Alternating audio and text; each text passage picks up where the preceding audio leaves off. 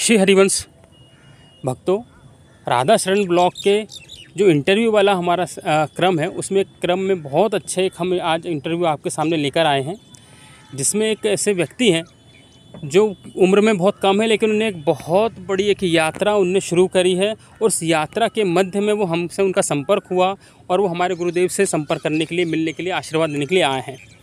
वो व्यक्ति ने 1400 किलोमीटर की यात्रा का एक प्रण लिया है, जिसमें वो 700 किलोमीटर अभी पैदल चल चुके हैं। 16 जून से उन्होंने ये यात्रा चालू करी है, लेकिन उनने जिस समय करीब 20-22 साल के वो युवा हैं और उनकी जो प्रेरणा है, पता नहीं कहाँ से उनको ये प्रेरणा हुई है कि 1400 किलोमीटर कोई सपने में भी नहीं सोच सकता है कि हमें इतना दूर पैदल चलना है। ऐसा बीड़ा उनने उठाया है और वो चल भी पड़े हैं और लगभग आधा सफ़र उन्हें तय कर लिया है। इसी बीच में जो उनका सफ़र था 1400 किलोमीटर का, उन्हें हमारे महाराज जी श्री प्रेमानंद जी महाराज जी से मिलने के लिए अपनी यात्रा को 200 किलोमीटर बीच में मोड़ा है। तो जो यात्रा 1400 किलोमीटर की थी, उसमें 200 किलोमीटर और मुड़ के वो हमारे वृंदावन तक हमारे पास आए हैं। उन्होंने महाराज जी से मुलाकात करी है, कैसा उनका अनुभव रहा है, कैसी उनकी यात्रा है, उसके बारे में हम उनसे जानते हैं, कैसे उनसे प्रेरणा मिलती है। आइए मिलते हैं हम से राम लखन गुर्जर जी से, जो भोपाल से हैं और भोपाल से वैष्णो देवी की पैदल यात्रा कर रहे हैं। राम लखन जी आइए। श्री हरिवंश महाराज। श्री हरिवंश महाराज जी। मेरा नाम राम लखन गुर्जर है। मैं भोपाल का रहने वाला हूँ। मैं बचपन से ही भक्ति में मेरा थोड़ा रुझान रहा। मैं स्टार्टिंग से ही भक्ति भाव में रहा हूँ। मैं सुबह शाम दोनों टाइम पूजा पाठ करता हूँ और मेरी बचपन से ही एजुकेशन अच्छे क्षेत्र में नहीं हुई थी। स्टार्टिंग से अच्छे क्षेत्र में नहीं थी, लेकिन मैं धीरे धीरे पढ़ाई में मीडियम भी था, तो मैंने पढ़ाई स्टार्ट की। मैं 12th पास करके भोपाल आया 2018 में। भोपाल से पहले कहाँ? मैं भोपाल से पहले एक छोटा सा कस्बा है नजीराबाद, वहाँ पे पढ़ता था। मैं 12th तक की पढ़ाई मैंने वहाँ से की। फिर मैं 2018 में भोपाल आया। आज मुझे 6 साल हो गए भोपाल रहते रहते, और मैं पोस्ट ग्रेजुएट हुआ हूँ अभी मैं 14 तारीख को। और मैं एक दिन का रेस्ट दे के मैं 16 तारीख को ये भोपाल से माता वैष्णो देवी की 1400 किलोमीटर यात्रा पे निकला हूँ, जिसमें मेरा बचपन से ही वो था माता जी पे। मैं बचपन से ही भक्ति भाव में रहा हूँ, तो 6 महीने से रिसेंटली महाराज जी को देख रहा हूँ, महाराज जी को सुन रहा हूँ। तो जब मैंने यात्रा स्टार्ट की थी तो मेरा कोई ऐसा उद्देश्य नहीं था कि मैं इधर से जाऊंगा। मेरा सीधा रूट था, यहाँ से मैं दौसा निकलते हुए हरियाणा में एंट्री करने वाला था, लेकिन महाराज जी का आशीर्वाद आया। मैं 200 किलोमीटर से दौसा से 200 किलोमीटर इस तरफ मैं मेरी यात्रा को मोड़ के और महाराज जी से मिलने आया हूँ। महाराज जी से मिलके बहुत अच्छा लगा मुझे। महाराज जी ने मुझे बहुत प्यार दुलार से जो मेरे क्वेश्चन थे उनके जवाब दिए महाराज जी ने। मैं वृंदावन की धरती पे आके मुझे बहुत अच्छा लगा महाराज जी से मिलके। यही प्रेरणा थी मुझे कि महाराज जी से मिलना है। जी राम लखन जी, मैं जानना चाहती कि ये अचानक से ऐसी प्रेरणा तो हो नहीं सकती है कि आप 1400 किलोमीटर चले और इतना आत्मबल इतना बढ़ता नहीं है। तो क्या पूर्व में भी आपके परिवार में सब पूजा पाठ का माहौल था, या सिर्फ आप अकेले ही हैं जो इस पूरे, या पूरा परिवार ही इस माहौल से मतलब जुड़ा हुआ, घर में पूजा पाठ होना, चाहे देवी जी हों या किसी की भी ऐसी पूजा? नहीं, मेरे घर में बचपन से ही मैं पूजा पाठ देखता आ रहा हूँ। हमारे तरफ गांव में बहुत ज़्यादा पूजा पाठ में मानते हैं।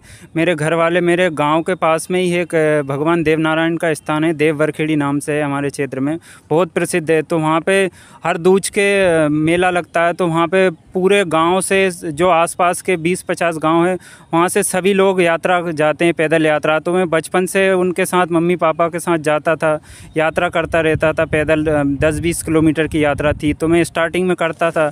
लेकिन मेरे मन में 1500 किलोमीटर की यात्रा का अभी 2 महीने से बस यही था मुझे कि मुझे वृंदावन जाना, महाराज जी से मिलना। महाराज जी का आशीर्वाद रहा और मैं आज यहाँ पे आ चुका हूँ। मैं इतनी लंबी यात्रा में आपका एक उद्देश्य मुझे जो समझ में आ रहा है जी, एक तो आपको आत्मसंतुष्टि चाहिए थी कि मुझे, क्योंकि आपको एक उसमें था, और दूसरा कैसे अपने सनातन धर्म में नए नए स्थानों को आप एक्सप्लोर कर सकें, और उन बीच में जो भी भक्त मिले, जो बड़े बड़े गुरुदेव मिले, उनकी आप प्रार्थना कर सकें और सनातन धर्म को अपना और प्रचार कर सकें। बिल्कुल उद्देश्य मेरे समझ में आ रहा है जी। मेरा यही उद्देश्य था। महाराज जी, तो जो आपने अभी तक यात्रा करी है, उस यात्रा में कैसे और अनुभव रहे हैं? कोई कटु अनुभव भी रहा होगा, कोई बहुत सरल अनुभव भी रहा होगा। तो ऐसा कोई अनुभव जिसने आपको मतलब भाव विभोर कर दिया, क्योंकि आप इतने राज्यों से निकले हैं, बहुत सारे महात्मा आपको मिले होंगे, बहुत सारे दर्शन हुए होंगे। कोई ऐसी घटना जिसने आपको बोला हो कि बिल्कुल मतलब उसका भाव विभोर हो गया कि आपने मतलब बिल्कुल तर हो गए हो कि हाँ महाराज में तो उस मतलब मैंने सब कुछ पा लिया, ऐसे कोई आपका कोई अनुभव ऐसा रहा हो किसी स्थान पे? मुझे सबसे अच्छा वृंदावन आके ही लगा। मैं बहुत इच्छा थी मेरी, मैं गुरुजी से बहुत दिनों से मिलता था। मुझे प्रेमानंद जी महाराज को मैं बहुत दिनों से देख रहा हूँ, सुन रहा हूँ। मुझे यहाँ आके ऐसा लगा बाकी में ही भगवान है तो वृंदावन में है, और मैं यहाँ पे आके महाराज जी से मिला। जो जिस हिसाब से उनने मेरे से बात की है, मैं दर्शन के लिए भी गया और वार्तालाप के लिए भी गया, तो महाराज जी ने मुझे राधा रानी की चुनरी उड़ा के मुझे उनके तरफ से मुझे आशीर्वाद दिया महाराज जी से। मुझे बहुत अच्छा लगा। मेरे जीवन में मैंने ऐसा लगा कि मैंने सब कुछ पा लिया यहाँ के। जब मुझे महाराज जी ने चुनरी उड़ाई तो मुझे ऐसा लगा कि मैंने जीवन में मेरा सब कुछ उद्देश्य था जो सब कुछ पा लिया। ये बात तो आपने सत्य कहा महाराज। गुरु जी से जो एक बार मिल ले, संपर्क कर ले, वो साक्षात ईश्वर स्वरूप हैं। श्री जी की उन पर सीधी कृपा है और आप उनके कृपा पात्र हैं।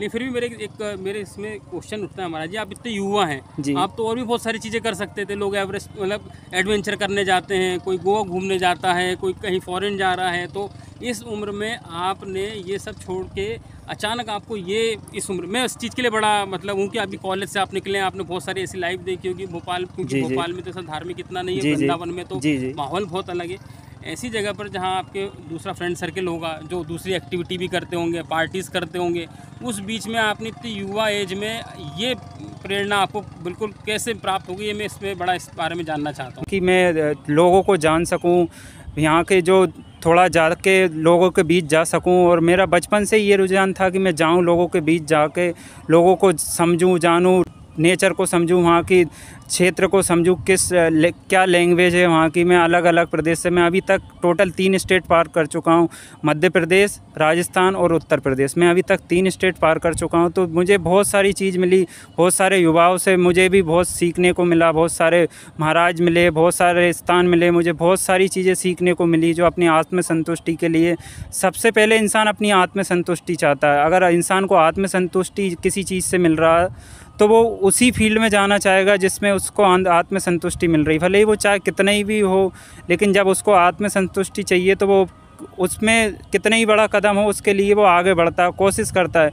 और मैं यही चाहूँगा हर इंसान को, अगर अपने आत्मसंतुष्टि चाहिए तो जो अपना दिल बोल रहा है वो ज़रूर करना चाहिए। एक बार एक माताजी मिली, ये भी बहुत अच्छा अनुभव था। मुझे माताजी ने जो बिना पहचान से मुझे एक जंगल से लेके गई है और वो उनने पीछे लौटा के ले गई और उनने मुझे खाना खिलाया, रात रोका। उनसे मैं कभी नहीं मिला था, कुछ नहीं मिला था। वो इतना परेशान थी, उनकी तबीयत ख़राब थी, तब भी वो मेरे लिए उठ के खाना बनाया उनने, और सुबह 4 बजे उठ के फिर मुझे नाश्ता बना के खाना खिला के सुबह 4 बजे भिजाया। तो ये चीज़ें बहुत अच्छी लगी मुझे।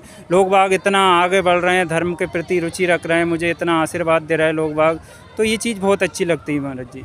गुरुदेव को कब से सुन रहे हैं महाराज जी, और कैसे कनेक्ट, मतलब यूट्यूब पे तो बहुत सारे वीडियो आते हैं, सब आते हैं, कैसे आप?